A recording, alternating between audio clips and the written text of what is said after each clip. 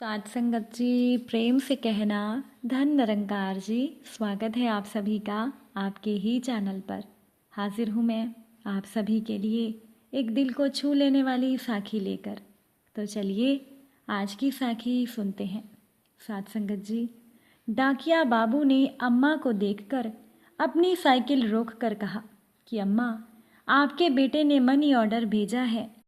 अपनी आंखों पर चढ़े चश्मे को उतार आंचल से साफ करके वापस पहनती अम्मा की बूढ़ी आंखों में अचानक से एक चमक सी आ गई।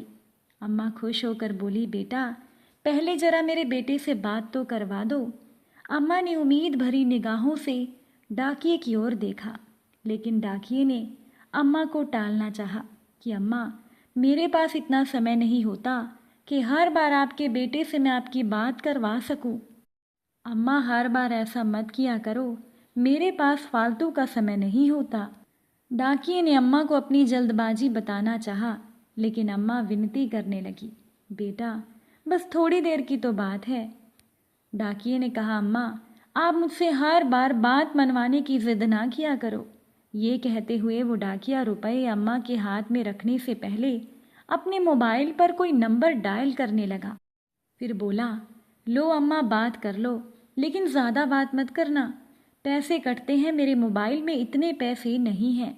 डाकिये ने अपना मोबाइल अम्मा के हाथ में थमा दिया। उसके हाथ से मोबाइल लेकर फ़ोन पर बेटे से हाल चाल लेती अम्मा 1 मिनट में ही बात करके संतुष्ट हो गई। ऐसा लगा जैसे उनको दुनिया की तमाम दौलत मिल गई हो। अम्मा के चेहरे पर मुस्कान आ गई और उनके चेहरे पर बहुत सुकून था कि उनका बेटा बिल्कुल ठीक है। डाकिये ने कहा, अम्मा पूरे 1,000 रुपये हैं। ये कहते हुए उस डाकिये ने 50-50 रुपये के 20 नोट अम्मा की ओर बढ़ा दिए। रुपए गिनते गिनते अम्मा ने डाकिये को ठहरने का इशारा किया। डाकिये ने कहा, अब क्या हुआ अम्मा? तब अम्मा ने कहा, बेटा ये 200 रुपये रख ले। डाकिये को बड़ी हैरानी हुई। अम्मा ने कहा, हर महीने रुपए पहुंचाने के साथ साथ तुम मेरे बेटे से मेरी बात भी करवा देते हो, कुछ तो खर्चा आता ही होगा। ये लो, ये रुपए तुम रख लो। डाकिये ने कहा, अरे नहीं अम्मा, रहने दीजिए। वो लाख मना करता रहा, लेकिन अम्मा ने ज़बरदस्ती डाकिये की मुट्ठी में 200 रुपये थमा दिए और वो डाकिया वहाँ से वापस जाने को मुड़ गया। अम्मा ने डाकिये से कहा, तुम भी तो मेरे बेटे हो ना। अपने घर में रहने वाली अकेली अम्मा ने डाकिये को ढेरों आशीर्वाद दिए और अपनी देहरी के भीतर चली गई। वो डाकिया अभी कुछ ही कदम वहाँ से आगे बढ़ा था कि किसी ने उसके कंधे पर हाथ रखा। जब डाकिये ने पीछे मुड़कर देखा तो उस कस्बे में उसके जान पहचान का एक चेहरा सामने खड़ा था। मोबाइल फ़ोन की दुकान चलाने वाले रामलाल को सामने पाकर डाकिया हैरान हुआ और कहने लगा, भाई साहब आप यहाँ कैसे? आप तो अभी अपनी दुकान पर होते हैं ना। रामलाल ने कहा, मैं यहाँ किसी से मिलने आया था, लेकिन मुझे आपसे कुछ पूछना है। रामलाल की निगाहें उस डाकिये के चेहरे पर टिक गई। डाकिये ने कहा, जी पूछिए भाई साहब। रामलाल ने कहा, भाई तुम हर महीने ऐसा क्यों करते हो? डाकिये ने कहा, मैंने क्या किया है भाई साहब? रामलाल के सवाल से वो डाकिया थोड़ा घबरा गया। रामलाल ने कहा, हर महीने आप इस अम्मा को अपनी जेब से रुपए भी देते हो और मुझे फ़ोन पर इनसे इनका बेटा बनकर बात करने के लिए रुपए भी आप देते हो, ऐसा क्यों? रामलाल का सवाल सुनकर डाकिया थोड़ी देर के लिए हैरान हो गया। उसे लगा मानो अचानक उसका कोई बहुत बड़ा झूठ पकड़ा गया हो, लेकिन अगले ही पल डाकिये ने सफाई दी, मैं रुपए इन्हें नहीं अपनी अम्मा को देता हूँ। रामलाल ने कहा, मैं कुछ समझा नहीं। डाकिये की बात सुनकर रामलाल हैरान हुआ, लेकिन डाकिया आगे बताने लगा, ये कहानी बहुत दुख भरी है और बहुत बड़ी। इसे सुनकर शायद आप रो पड़ेंगे। ये जो अम्मा है, इनका एक ही बेटा था और वो कहीं बाहर कमाने गया था और हर महीने अपनी अम्मा के लिए 1,000 रुपये का मनी ऑर्डर भेजता था।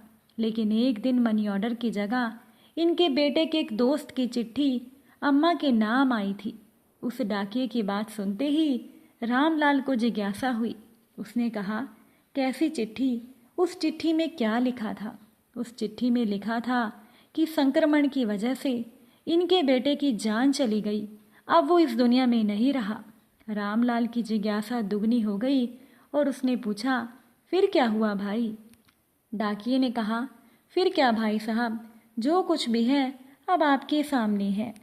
जब मैं चिट्ठी लाया, अम्मा ने मुझे पढ़ने को कहा। चिट्ठी पढ़कर मैं अम्मा से कुछ नहीं कह पाया। हर महीने चंद रुपयों का इंतज़ार और बेटे की कुशलता की उम्मीद करने वाली इस अम्मा को ये बताने की मेरी हिम्मत नहीं हुई। मैं हर महीने अपनी तरफ से इनका मनी ऑर्डर लेकर आता हूँ। रामलाल ने कहा, फिर ये तो आपकी अम्मा नहीं है। डाकिये ने कहा, भाई साहब, माँ तो माँ होती है, मेरी या किसी की नहीं। मैं भी हर महीने 1000 रुपये अपनी अम्मा को भेजता था, लेकिन अब मेरी अम्मा भी इस दुनिया में नहीं। ये कहते हुए डाकिये की आंखें भर आई। हर महीने डाकिये से रुपए लेकर अम्मा से उनका बेटा बनकर बात करने वाला रामलाल उस डाकिये का एक अजनबी अम्मा के प्रति स्नेह देखकर निशब्द हो गया। सोचने लगा, आज भी दुनिया में ऐसे लोग हैं जो दूसरों के दुख दर्द को अपना दुख दर्द समझते हैं।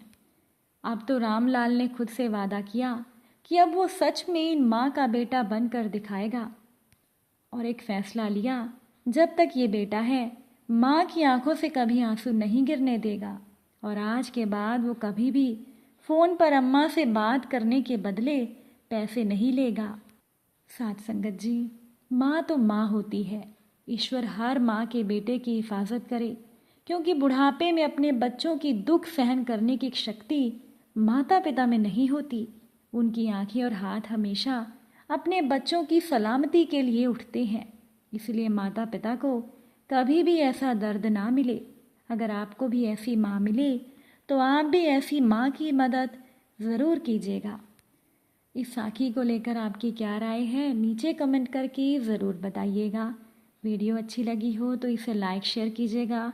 चैनल पर नए हैं तो सब्सक्राइब कीजिएगा।